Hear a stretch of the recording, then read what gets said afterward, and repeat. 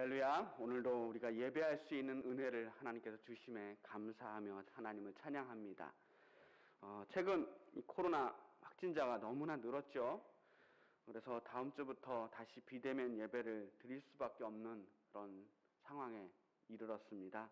너무나 안타깝고 속상하지만 이럴 때일수록 우리가 더욱더 믿음을 튼튼하게 지켜야 할 때가 아닌가 생각을 합니다. 근데 이 믿음이라는 게 말이죠, 어느 날 내가 이젠 좀 믿음을 튼튼하게 해야겠다라고 마음 먹는다고 그냥 튼튼해지는 건 아닌 것 같습니다. 주여 믿습니다 라고 입술로 이야기한다고 해서 내 마음속에서 믿음이 막 솟구치는 건 아니잖아요. 왜냐하면 믿음이라고 하는 것은 우리의 마음속에서 혹은 상상 속에서 혼자서 키워나가는 그런 마음은 아니기 때문입니다. 만약 우리의 머릿속에서만 이루어지는 믿음이라고 한다면 그것은 왜곡되거나 삐뚤어지기가 쉽습니다. 왜냐하면 믿음은 관계 속에서 나오는 마음이거든요. 믿는다라고 하는 행위만으로는 아무런 의미가 없어요. 무엇을 믿느냐? 누구를 믿느냐? 이게 중요한 겁니다. 그래서 믿음은 믿는 사람과 믿음의 대상과의 관계를 돈독하게 할 때 저절로 생겨나는 것이라고 볼 수가 있습니다. 이것은 사람과 사람과의 마음뿐만 아니라 하나님과 우리들 사이의 믿음도 마찬가지예요. 그래서 모든 관계의 출발, 어쩌면 그 관계의 가장 튼튼한 그 밑바닥에는 믿음이 있어야 되는 거예요. 관계가 없으면 믿음이 생기지 않고 믿음이 없으면 관계를 유지할 수가 없습니다. 성경은 하나님과 사람과의 관계에 대한 이야기예요. 하나님과 사람이 끊임없이 만나는 이야기입니다. 수없는 만남들이 있어요. 그 중에서도 저는 모세와 하나님과의 그 첫 만남을 오늘 이야기하면서 믿음에 대해서 함께 생각을 나눠보려고 합니다. 일단 누구든 맨 처음 만나면 하는 게 있습니다. 자기소개죠. 상대방에게 자신에 대해서 기본적인 정보를 나눠주는 겁니다. 이름이 뭐고 나이는 몇 살이고 뭐 그런 아주 사소하고 기본적인 정보부터 해서 만남의 종류에 따라서 때로는 전화번호나 사는 곳이나 고향이나 또 뭐 직업이나 심지어는 좋아하는 음악이나 좋아하는 영화까지도 이야기해야 할 때가 있어요. 이런저런 정보들을 주고받으면서 상대방에 대해서 알아가는 거예요. 그렇게 알아가면서 그 관계가 조금씩 시작되는 겁니다. 모세와 하나님과의 만남도 그런 시작이 필요했어요. 오늘 우리가 읽은 말씀은 바로 그 만남의 시작, 자기소개에 대한 이야기예요. 그런데 모세와 하나님과의 만남에서 모세는 자기를 소개할 필요가 없었습니다. 왜냐하면 하나님께서 이미 모세를 알고 계셨거든요. 하나님께서 모세를 먼저 아셨고 모세의 이름을 불러주십니다. 오늘 제가 읽지는 않았지만 오늘 본문 바로 앞부분에서 하나님은 모세를 이렇게 부르십니다. 4절 말씀이에요. 여호와께서 그가 보려고 돌이켜 오는 것을 보신지라. 하나님이 떨기나무 가운데서 그를 불러 이르시되 모세야 모세야 하시매 그가 이르되 내가 여기 있나이다. 모세의 이름을 알고 계셔요. 모세 이름 부르십니다. 그 다음에 하나님께서 자신을 소개하는 거예요. 나는 내 조상의 하나님이니 아브라함의 하나님, 이삭의 하나님, 야곱의 하나님이니라. 그리고 나서 바로 본론으로 들어가십니다. 하나님 모세를 부르신 이유에 대해서 말씀하시는 거예요. 내가 이스라엘 백성의 고통을 보았고 그 부르짖음을 들었고 그 근심을 알고 이제 너희들을 애굽에서 구출해내서 건져내서 젖과 꿀이 흐르는 땅 가나안 땅으로 데려가겠다. 이게 모세를 부르신 이유예요. 이런 계획을 가지고 계시는데 모세를 불러서 10절 말씀에 내가 너를 바로에게 보내어 너에게 내 백성 이스라엘 자손을 애굽에서 인도하여 내게 하리라. 모세에게 미션을 주는 거예요. 이스라엘 민족을 구원하려고 하는 그 커다란 계획에 모세를 사용하시겠다는 겁니다. 그런데 문제는 모세는 자신이 없어요. 확신이 없습니다. 당연한 게 모세는 아직 하나님에 대한 믿음이 없거든요. 이제 하나님과 처음 만난 사이예요. 이제 막 만난 사이에 무슨 믿음이 그렇게 커다랗게 생겨나겠습니까? 분명 모세는 알아요. 지금 내가 만나고 있는 분이 보통 분이 아니라는 거. 엄청나신 분은 알겠어요. 타지 않는 떨기나무 가운데서 음성으로 말씀하시는 그것 하나만으로도 이분은 보통 분이 아니라는 걸 알아요. 모세를 완전히 압도하는 그런 힘이 있어요. 거부할 수 없는 강력한 카리스마가 있단 말입니다. 그분의 계획도 분명 대단하고 멋진 계획이에요. 그분이 내가 어렸을 때 어머니에게 들었던 그 하나님이라면, 아브라함과 이삭과 야곱의 하나님이라면 이스라엘을 건져주실 수 있을지도 모르겠어요. 하지만 모세는 이 일에 아직 끼어들 용기와 믿음이 없습니다. 그래서 모세는 하나님께 말씀합니다. 내가 누구이기에 바로에게 가며 이스라엘 자손을 애굽에서 인도하여 내리까? 아니, 내가 뭐라고 이런 엄청난 일을 맡기십니까? 내 이 일을 감당할 능력도 없고 자격도 없습니다. 저는 이런 일을 할 수가 없어요. 모세는 자기 자신도 믿을 수가 없고 하나님도 믿을 수가 없어요. 아직 믿음이 없는 거예요. 사명은 주셨지만 그 사명을 감당할 마음의 준비가 아직 되지 않았습니다. 모세에게 필요한 게 뭐예요? 믿음이에요. 이제 하나님이 모세에게 믿음이 생겨날 수 있도록 여러 가지 말씀으로 설득해 주시는 내용이 나옵니다. 이 과정이 이제 믿음이란 어떻게 생겨나는지를 우리가 엿볼 수 있는 대목이에요. 모세에게 믿음을 주기 위해서 하나님 맨 처음 하신 말씀이 뭘까요? 12절 말씀을 보세요. 12절 말씀 보면 내가 반드시 너와 함께 있으리라. 내가 반드시 너와 함께 있으리라 라는 첫 번째 보증의 말씀을 해주시는 거예요. 나만 믿어라. 내가 반드시 너와 함께 있을 테니 내가 능력이 있든지 없든지 그것은 걱정하지 말라는 거예요. 그리고 두 번째 보증이 뭐였냐면 내가 그 백성을 애굽에서 인도하여 낸 후에 너희가 이 산에서 하나님을 섬기리니 이것이 내가 너를 보낸 증거니라. 어떻게 출애굽을 할지도 걱정하지 말라는 거예요. 그 백성을 인도해내서 이 산, 하나님을 만난 이 호렙산에서 하나님을 예배하게 될 것이라고 약속하십니다. 하나님을 처음 만났던 이 호렙산 떨기나무 앞에서 다시 하나님을 만나서 그 처음 순간을 기억하게 될 날이 틀림없이 올 것이다. 장담을 하면서 약속해 주시는 거예요. 이게 두 번째 보증입니다. 그런데도 모세는 아직 걱정이 많습니다. 하나님께서 이렇게 확실하게 약속하시고 보증을 해주시지만 아직 믿음이 생기지 않아요. 왜냐하면 모세는 아직도 하나님이 어떤 분인지를 모르기 때문입니다. 12절 말씀 봅시다. 13절 말씀이에요. 13절 말씀.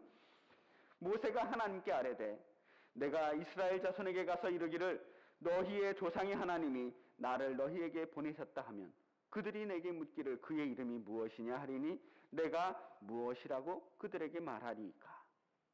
모세는 하나님의 이름을 묻습니다.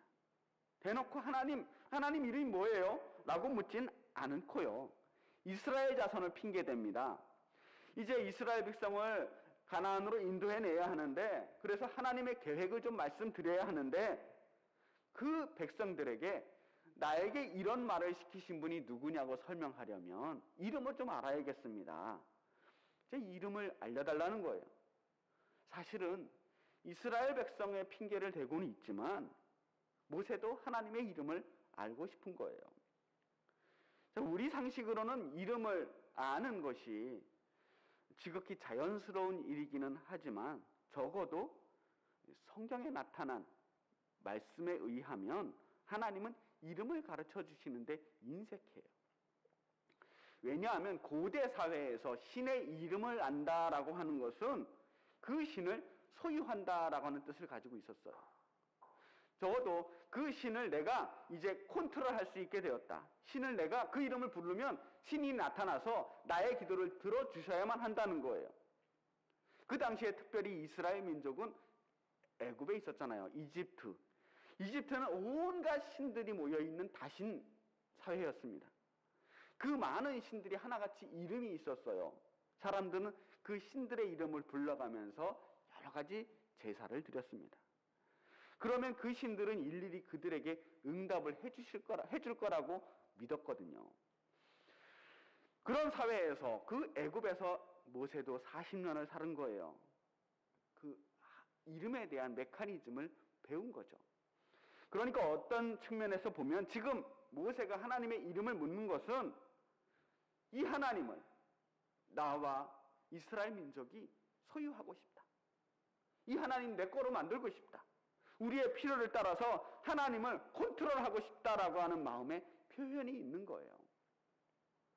오늘날에도 그런 마음으로 하나님을 믿는 사람들이 참 많아요. 하나님은 어떤 분이냐? 내 기도를 들어주시는 분, 내 소원을 이루어주시는 분, 내가 하나님의 이름을 부르면 언제나 응답하시면서 내가 아쉬운 부분들을 긁어주시는 분으로 믿는 사람들이 너무나 많아요. 하나님 이름 부르면서 부르짖으며 기도하면 틀림없이 내 기도를 들어주실 거야. 그런데 이 신앙 자체가 크게 잘못됐다라고 보기는 어렵지만, 그러나 상당히 위험한 방향으로 흘러갈 수 있다는 거예요. 하나님은 어떤 분이냐? 내 욕심과 내 욕망을 채워주는 분으로만 알게 될 때 그 신앙이 삐뚤어지기 쉬운 거예요. 그렇게 되면 하나님을 믿는 것이 아니라 하나님을 부리는 것이 되잖아요. 우리가 하나님의 종이 되는 것이 아니라 하나님이 나의 종이 되는 거예요. 요술 램프 속에 진이와 다를 바가 없는 거죠. 그래서 하나님은 모세에게 선뜻 자신의 이름을 가르쳐 주지 않습니다. 이름을 알려주기 전에 먼저 하시는 일이 뭐냐면 하나님이 어떤 분인지를 알려주시는 거예요. 14절 말씀 우리 함께 읽어볼까요? 시작. 하나님이 모세에게 이르시되 나는 스스로 있는 자니라. 또 이르시되 너는 이스라엘 자손에게 이같이 이르기를 스스로 있는 자가 나를 너희에게 보내셨다 하라. 나는 스스로 있는 자다. 이 스스로 있는 자다라고 하는 말은 원래부터 있는 존재라는 거예요. 창조된 존재가 아니라는 겁니다. 세상이 존재하기 이전부터 원래부터 있던 존재. 예전에 이 성경이 한글로 번역되기 전에는 한문으로 중국에서 먼저 이제 들어와서 한문으로 된 성경을 우리가 읽었어요. 여러 가지 버전의 한문 성경이 있었는데 그때 이 한문으로 이 부분, 스스로 있는 자다라고 하는 이 부분을 어떻게 번역했느냐 하면요. 자연자. 자연자는 저절로 존재하는 자. 또는 자제자. 스스로 존재하는 자. 자유자. 자유자는 스스로 있는 자라는 뜻이에요. 이런 식으로 이 스스로 있는 자를 번역을 했어요. 그래서 한글 성경이 이 부분을 번역할 때 스스로 있는 자다라고 번역을 한 거예요. 히브리어로는 예흐예 아셰르 예흐예라고 쓰여 있어요. 이 영어 성경으로 그대로 번역을 하면 I am who I am입니다. 여러분이 가지고 계신 성경책을 한번 보시면 이 부분에 작은 숫자가 하나 써 있고 각주가 달려 있는 걸 볼 수 있어요. 거기 보면 나는 나다. 히브리어로 나는 나다라고 하는 뜻을 가지고 있다고 설명되어 있습니다. 내 이름이 뭐냐고? 나는 나다. I am who I am. 내 이름이 뭐가 중요해? 난 나일 뿐이야. 네가 어떻게 감히 내 이름을 부르려고 해? 나는 그냥 나야. 이름을 함부로 부르지 말라는 겁니다. 출애굽기 20장 7절 말씀에 보면 너는 내 하나님 여호와의 이름을 망령되게 부르지 말라. 여호와는 그의 이름을 망령되게 부르는 자를 죄 없다 하지 아니하리라. 십계명의 세 번째 계명이에요. 하나님의 이름을 망령되이 부르지 말라. 이 망령되이 부르지 말라라고 하는 이 계명 때문에 유대인들은 아직도 하나님의 이름을 부르지 않는다는 거예요. 근데 여기서 하나님의 이름을 망령되이 부르지 말라라고 하는 말을 히브리어 원어로 그대로 직역을 하면 함부로 부르지 말라라고 하는 뜻을 가지고 있답니다. 여호와의 이름을 함부로 부르지 말라. 이 말은 여호와 이름을 헛되게 부르지 말라는 의미예요. 이 말씀을 유대 랍비들은 이렇게 해석을 한다고 합니다. 함부로 하나님의 이름을 들먹이면서 거짓 맹세를 하지 말아라. 또는 너희의 이익을 위해서 하나님의 이름을 멋대로 이용하지 말아라. 저 이집트 사람처럼, 저 이방인들처럼 함부로 신의 이름을 부르면서 자신의 이익을 위해서 하나님을 이용하지 말라는 거예요. 하나님은 우리가 하나님의 이름을 함부로 부르는 걸 원하지 않으셨어요. 그런데 말이죠, 최근에 이 나는 스스로 있는 자다 라고 하는 이 구절에 대해서 새로운 해석을 읽게 되었습니다.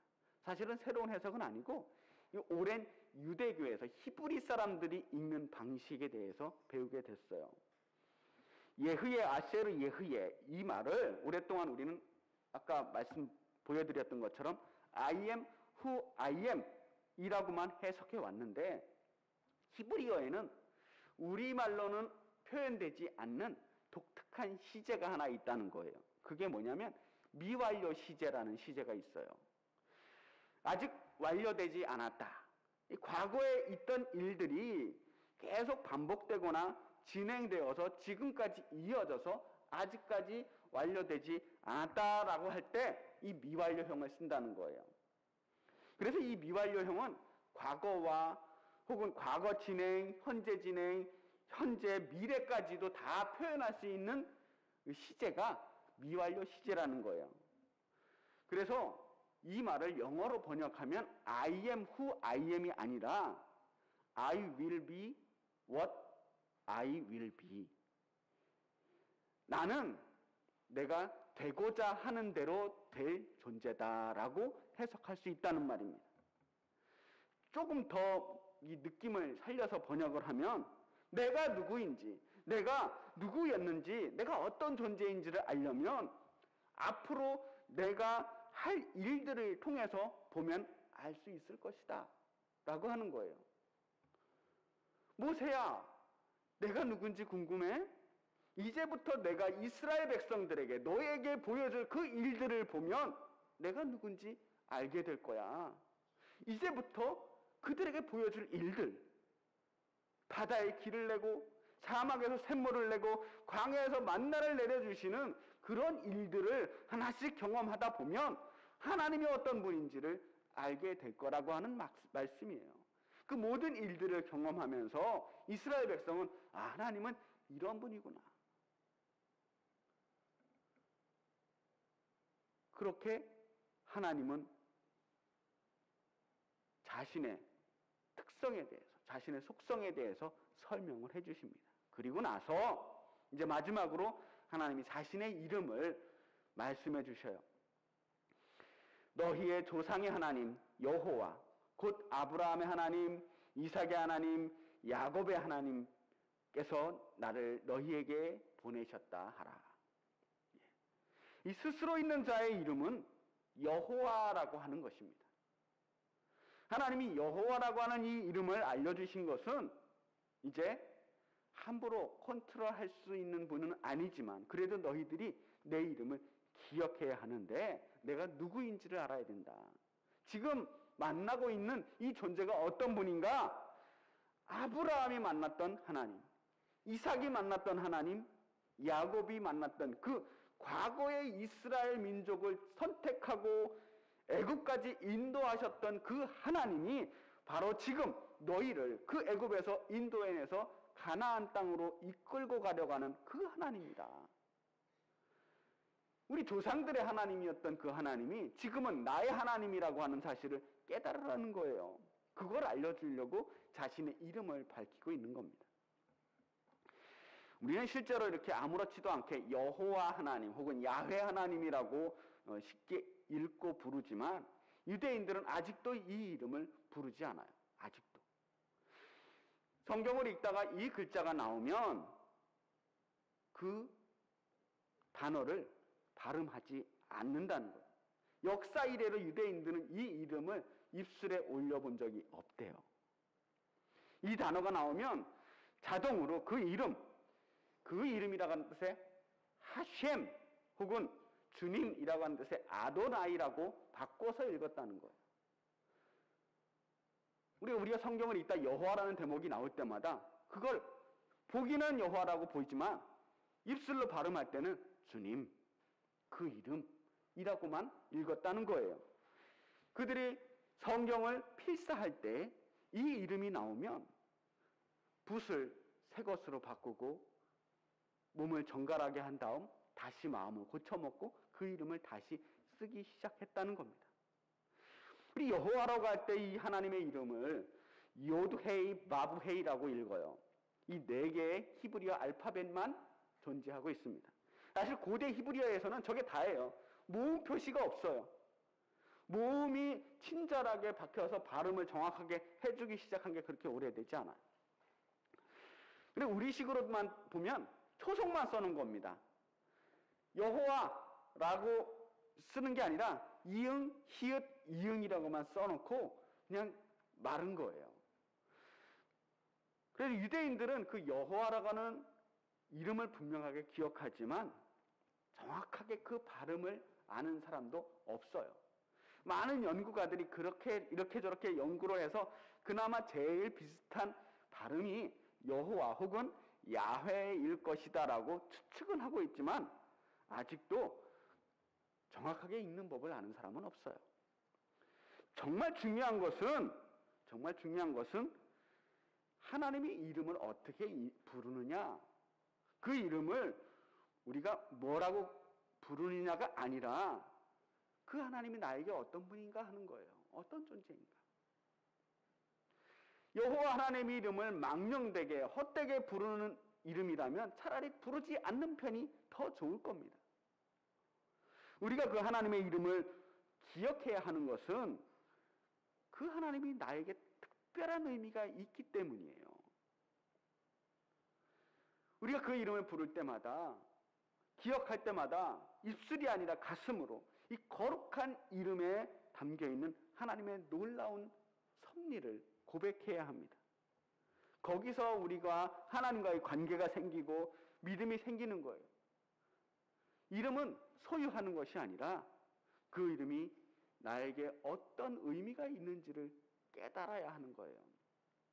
그것이 우리가 대대로 하나님의 이름을 기억해야 하는 이유라고 말하고 있습니다.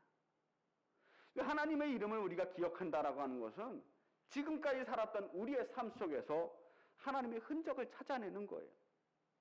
지금까지 살면서 하나님이 우리에게 하셨던 일들을 끄집어서 기억해내는 거예요. 제 살아온 과거를 돌이켜보니까 저는 참 제 마음대로 살았다고 생각을 했습니다. 내 멋대로. 때로는 이 광야 같은 세상에서 계속해서 방황하고 있는 것은 아닌가 하는 생각도 들었습니다. 그런데 어느 순간 하나님께서 내가 방황하고 외롭고 힘들고 고통스러웠던 그 모든 순간순간도 하나님이 나를 그냥 버려두시지 않고 나와 함께하고 계셨다라고 하는 것을 깨닫게 되었습니다. 나는 혼자서 내 인생을 수고하고 개척하며 살아가는 줄 알았는데 돌아보니까 내가 혼자가 아니라 하나님이 나를 여기까지 인도해내셨다라고 하는 것을 깨닫게 되는 거예요. 하나님은 왜 내 삶을 개입해 주시지 않는가? 내 삶을 돌아보시지 않고 나에게는 왜 복을 내려주시지 않고 내 인생만 왜 이렇게 지질이 궁상인가? 참 원망을 많이 했는데 돌아보니 하나님께서 나에게 베풀어 주신 복이 또 얼마나 많은지를 깨닫게 되는 거예요. 그 지난 시간들을 돌아보면서 하나님이 나에게 하셨던 그 흔적들을 돌아보게 되니까 이제 앞으로 내가 감당해야 할 광야를 걸어갈 용기가 생기는 겁니다. 그까짓 거 지금까지도 하나님이 도와주셨는데 하나님이 지금까지는 나를 지켜주셨는데 이번에도 하나님께서 도와주시지 않겠는가 말이죠. 과거의 하나님이 현재 내가 만나고 있는 그 하나님으로 믿어질 때 우리는 미래의 하나님에 대한 확신을 가지게 됩니다. 예흐예, 아셰르 예흐, 스스로 있는 자, 과거에도 있었고 미래에도 현재에도 언제나 한결같이 믿을 만한 존재로 존재하시는 그 하나님, 이것이 우리가 기억해야 할 하나님의 이름입니다. 대대로 기억해야 할 하나님의 칭호, 오늘도 어제도 내일도 우리와 함께 하시는 하나님입니다. 오늘도 그 하나님을 믿고 이제 저 광야를 향해 나아가야 합니다. 어쩌면 지금보다 더 힘들어질지도 모르지만, 그러나 그런 것 두려워하지 않고 하나님과 함께라면 어떤 광야 속에서도 하나님과 동행하며 하나님의 살아계심을 만나게 될 줄을 믿고 담대하게 나아가시기를 주님의 이름으로 축복합니다. 기도하겠습니다.